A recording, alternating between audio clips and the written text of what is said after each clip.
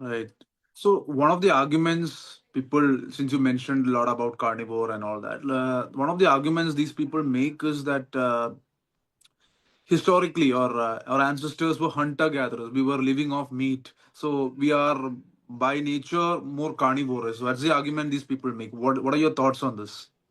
So if you look at paleoanthropology, these people tend to cherry pick like one or two of them, like Mickey Bendor or like someone like that, who are like very kind of pro animal based overall, and they'll tend to like focus on that.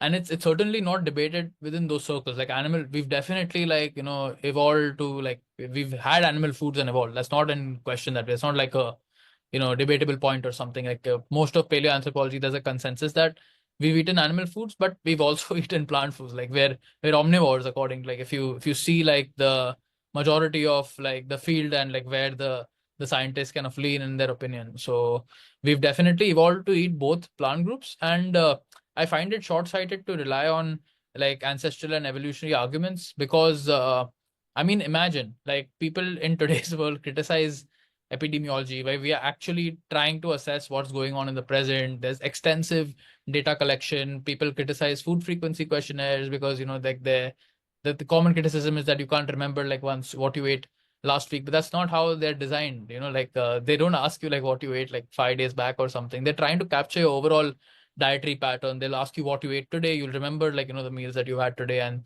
they're validated. So they will do food frequency, like so design food frequency questionnaires, like get the data, then actually like measure after a week or so, like is that aligning with like how they're eating, like with weighted food records and stuff. So imagine like with epidemiology, like a lot of things being so robust, a lot of things like being adjusted, people will tend to say like, okay, an association could be because those people are also drinking more, or they didn't have a good lifestyle or whatever. Like people like scientists know that they try to like adjust for these things and then try to see like even after making those adjustments, do we still see like the association remaining. That infers like it's most likely causal, because even after you remove all that, people will dismiss that kind of evidence when it's so robust, like according to me, and like if you logically, if you think about it. But then you'll tend to rely on like bone residues and things from like like 1,000 2,000 years ago, and try to infer like that. And we can't even like measure, we don't even have like a good idea about like outcomes. Like my worldview on this was really rocked, because I used to believe a lot of this stuff for like a couple of years. But then like when you actually look at the mortality rates of like hunter gatherers, like in like 400 years ago till now, like we've had abysmally low like overall life expectancy. Like most people would die in childhood.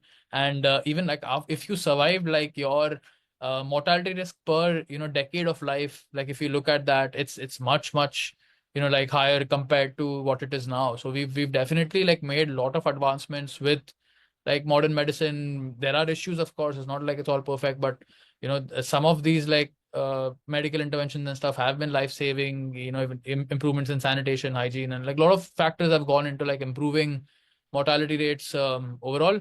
But this is why I don't really like think of like ancestral arguments as being like a very high level of evidence. Even if you think of it evolutionary speaking, the only purpose of evolution is to get you past the point of like procreation, that to that age. Like after that, like evolution doesn't have any interest in you really being alive. So like evolution is not going to like factor in long term like health outcomes for like how long you live or whatever. Its only purpose is like there to get you to that point.